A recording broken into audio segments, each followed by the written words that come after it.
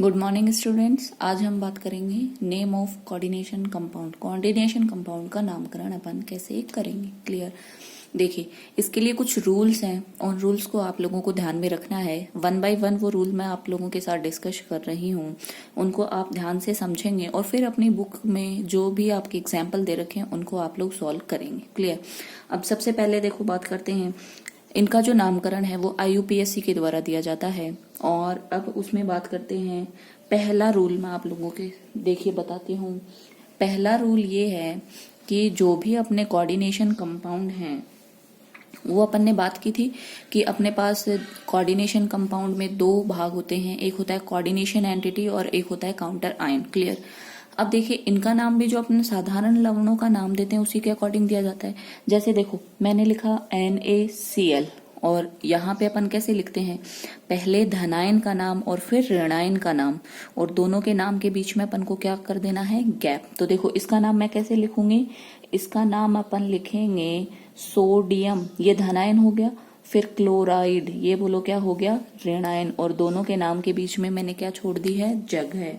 ठीक बिल्कुल ऐसे ही जब अपन कॉम्प्लेक्स कंपाउंड का नाम लिखेंगे तो पहले जो अपना आता है ना, इसमें फॉर्मूला में वो धनायन होता है, बाद में जो आता है वो ऋणायन। तो धनायन का नाम पहले लिखेंगे, फिर ऋणायन का नाम लिखेंगे, दोनों के बीच में बोलो क्या छोड़ देनी है अपन को, स्पेस। क्लियर।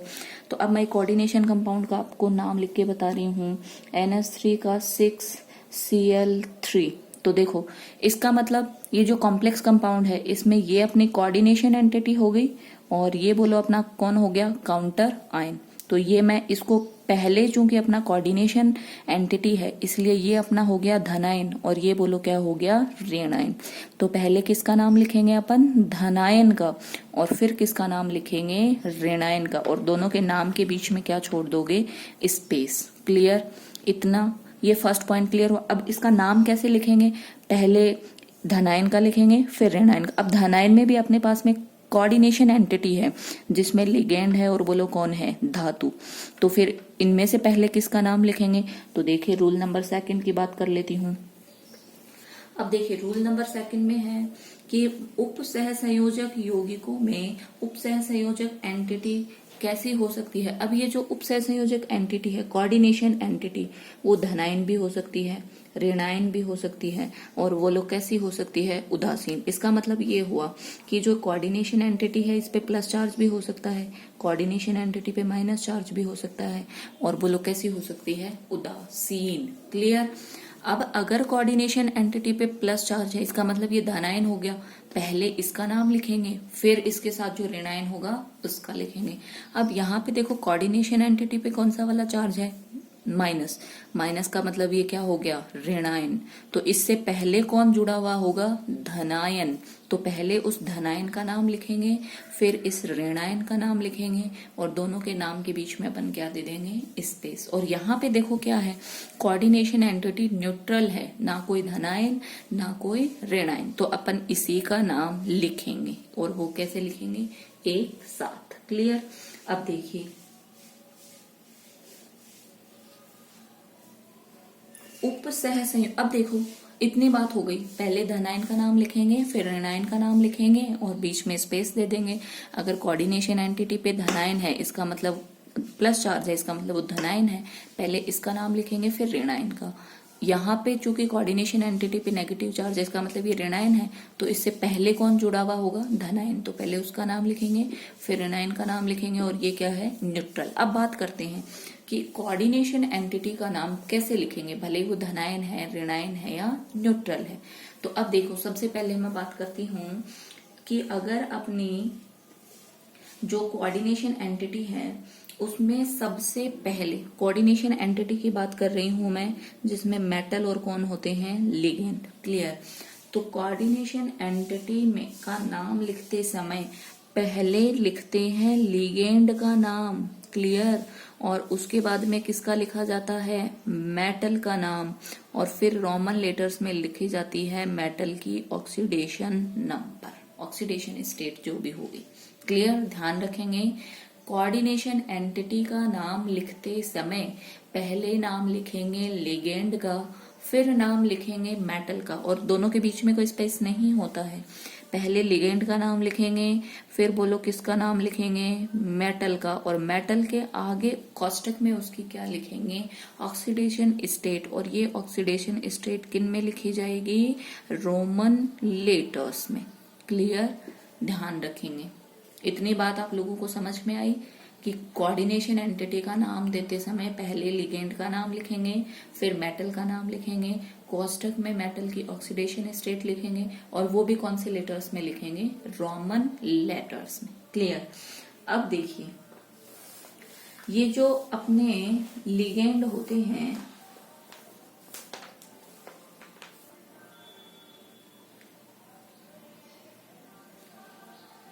अब देखो, अगर मान लीजिए अपनी कोऑर्डिनेशन जो एंटिटी है, अगर कोऑर्डिनेशन एंटिटी में लिगेंड, लिगेंड अपन ने 3 प्रकार के पढ़े थे लिगेंड, बोलो कौन कौन से लिगेंड पढ़े थे अपन ने कहा था कि एक तो अपने पास में होते हैं ऋणायन लिगेंड, एक होते हैं धनायन लिगेंड, और एक बोलो कैसे होते हैं, न्यूट्रल। और न्यूट्रल में अपन ने पढ़ा था जैसे H2O को अपन क्या लिखेंगे, एक्वा, NH3 को बोलो क्या लिखेंगे, एमीन।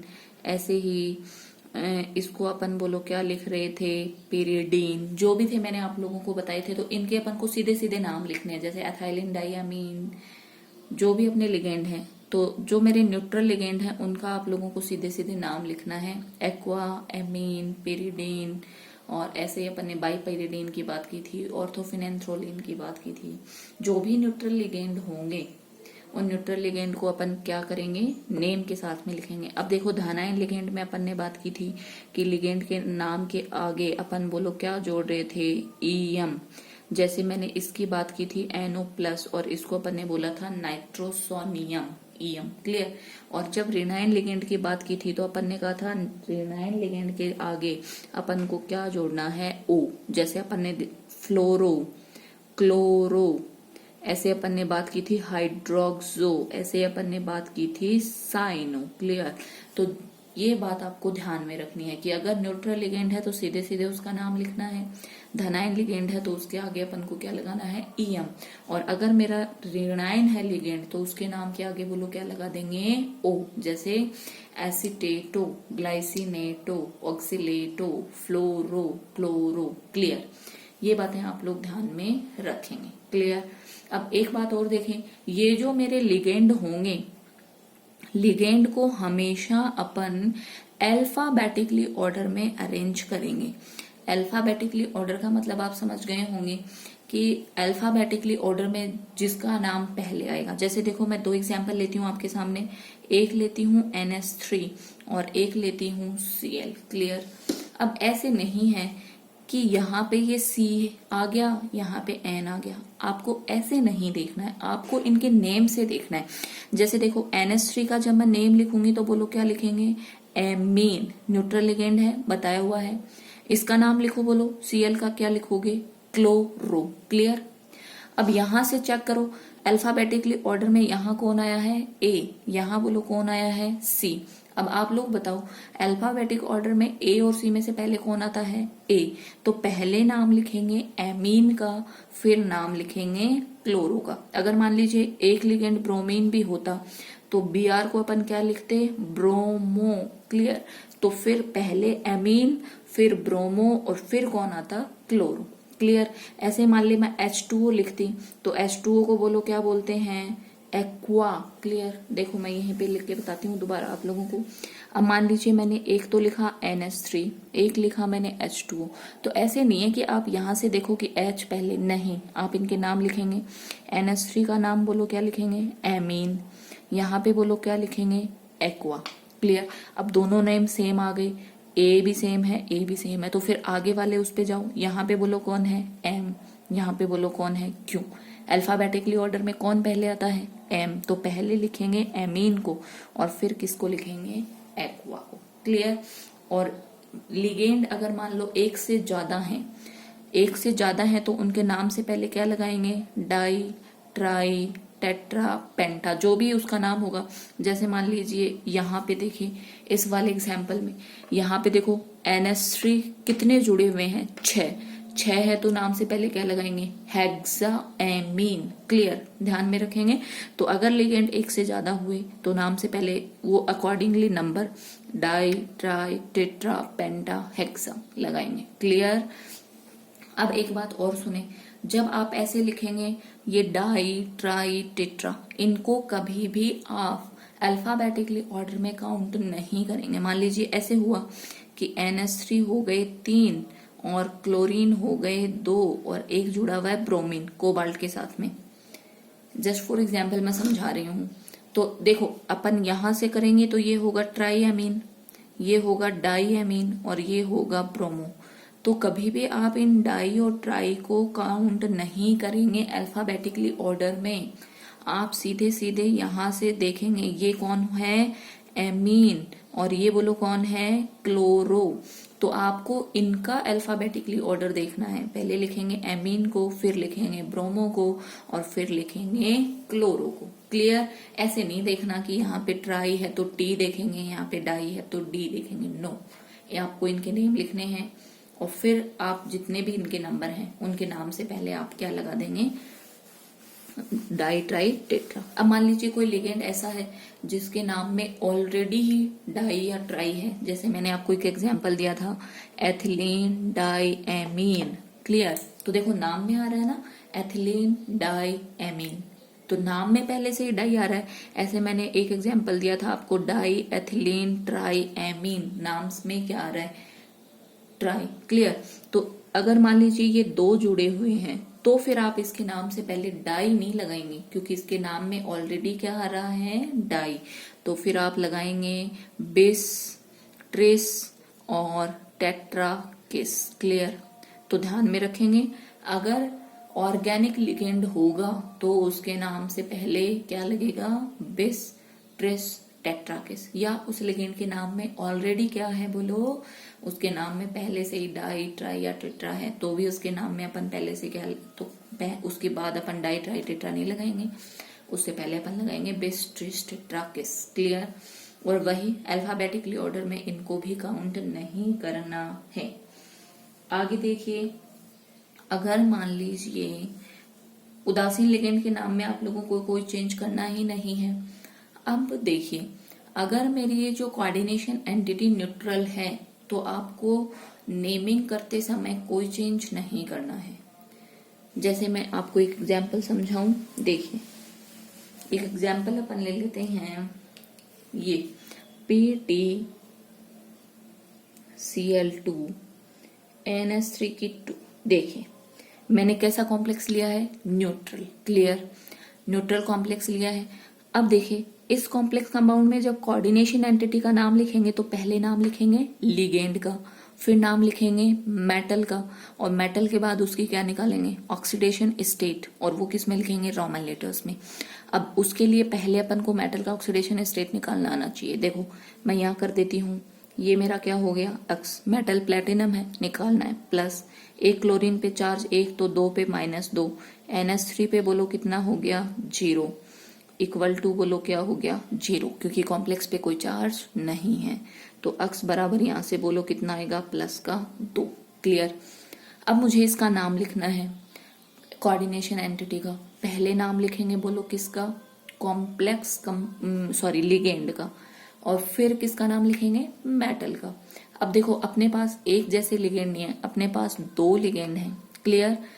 अब इन दोनों लिगेंड का अपन को अल्फाबेटिकली ऑर्डर चेक करना है। पहले NH3 को बोलो अपन क्या बोलते हैं, एमीन, और Cl को बोलो क्या बोलते हैं, क्लोरो। क्लियर। तो अल्फाबेटिकली ऑर्डर में कौन पहले आता है, ए। तो पहले नाम लिखेंगे एमीन का और फिर नाम लिखेंगे क्लोरो का। और देखिए यहाँ पे एमीन कितने हैं, 2, क्लोरीन भी कितने हैं, 2। तो जब नाम लिखूंगी तो देखो मैं पहले क्या करेंगे, डाई एमीन, और गैप नहीं देना है, डाई क्लोरो, और मेटल का नाम बोलो क्या है, प्लेटिनम, और इसकी ऑक्सीडेशन स्टेट कितनी है बोलो, सेकंड। उसको किस में लिखना है, रोमन लेटर्स में। तो ये मेरा नाम हो गया di amine di chloro platinum second. Clear. ये तो बात हुई जब अपनी कोऑर्डिनेशन एंटिटी जो होगी वो न्यूट्रल होगी, तब अपन नाम कैसे लिखेंगे। मान लीजिए मेरी कोऑर्डिनेशन जो एंटिटी है उस पे प्लस या माइनस चार्ज है, तब मैं क्या करूंगी। तो देखिए अपन इसका नाम लिख लेते हैं। सबसे पहले मैं बात कर लेती हूँ कोऑर्डिनेशन एंटिटी, मान लीजिए प्लस है। देखो ये ले लेती हूं मैं आप लोगों के सामने एग्जाम्पल। देखें इसी को कर लेते हैं PtCl NH3 की थ्राइस, और अब इस पे प्लस चार्ज लगा देती हूं मैं। ठीक है, वही सबसे पहले मेटल की ऑक्सीडेशन स्टेट निकालेंगे। ये क्या होगा, x प्लस -1 प्लस 0 बराबर प्लस का 1। ध्यान समझ गए होंगे, ये उदासीन लिगेंड है, कॉम्प्लेक्स पे चार्ज कितना, +1। तो x का मान यहां से बोलो कितना आएगा, प्लस का 2। क्लियर। तो इसको हटा दूं अब मैं, इस प्लेटिनम पे ऑक्सीडेशन स्टेट आ गई प्लस का 2। अब मुझे नाम लिखना है। नाम लिखने के लिए सबसे पहले मुझे लिगेंड के नाम लिखने हैं, फिर मुझे किसका नाम लिखना है, मेटल का, और फिर ये जो लिगेंड मेटल का, उसके बाद मेटल की ऑक्सीडेशन स्टेट रोमन लेटर्स में। इतना काम अपन ने पीछे भी किया है। अब देखिए यहाँ पे वापस फिर मेरे 2 प्रकार के लिगेंड आ गए, इनको मैं अल्फाबेटिकली ऑर्डर में अरेंज करूंगी। ये एमीन, ये क्लोरो, कौन पहले आएगा, एमीन। तो इसका नाम लिखूंगी। एमीन देखो कितने हैं, 3, तो मैं लिखूंगी ट्राई एमीन। अब क्लोरो केवल एक ही है, क्लोरो प्लेटिनम, और इसकी ऑक्सीडेशन स्टेट बोलो कितनी है, 2 रोमन लेटर्स में। और अब देखो ये उदासीन स्पीसीज नहीं है, इस पे प्लस चार्ज आया हुआ, इसका मतलब अब ये क्या बन गया, आयन। तो आप इसके नाम के आगे और क्या लगा देंगे, आयन। क्लियर। तो जब इसका आप नाम लिखेंगे तो ये होगा try amine chloro platinum second ion. Clear, ध्यान रखेंगे आप इस बात को। ठीक है, अब मैं देखिए कोई ऐसा लिगेंड ले लेती हूँ, सॉरी कोई ऐसा कंपाउंड ले लेती हूँ, कॉम्प्लेक्स कंपाउंड जिसमें क्या जुड़ा हुआ हो, नेगेटिव चार्ज। उसका अपन नाम कैसे लिखेंगे वो देखिए आप लोग।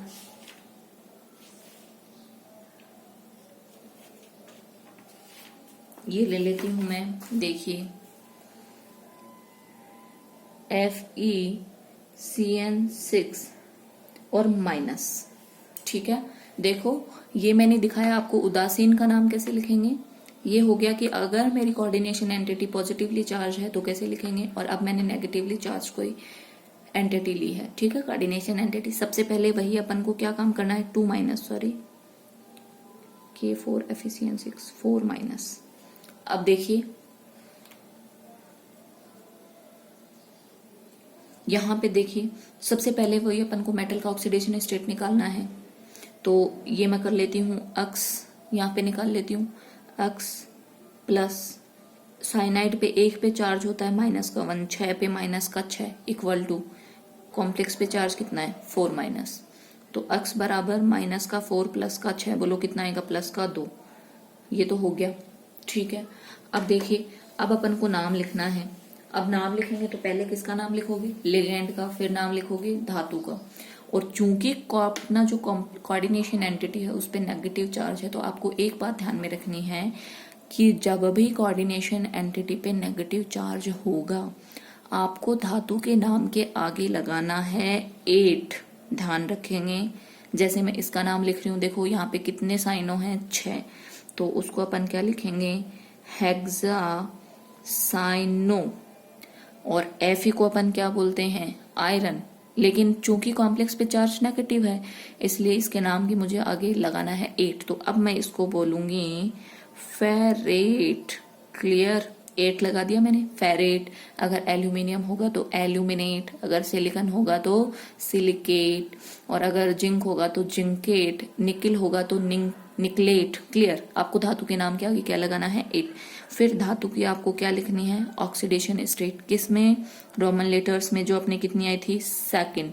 और अब चूंकि ये कॉम्प्लेक्स जो अपनी कोऑर्डिनेशन एंटिटी है वो उदासीन नहीं है, इसलिए नाम के आगे क्या लगा देंगे, आयन। क्लियर, तो ध्यान में रखेंगे उदासीन के नाम के आगे कुछ नहीं लगाना।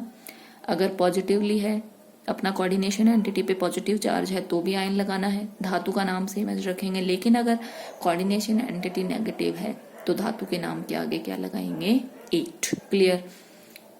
तो ये आप बुक से आप लोग इसकी प्रैक्टिस करेंगे, बाकी की बातें करेंगे कल। Thank you.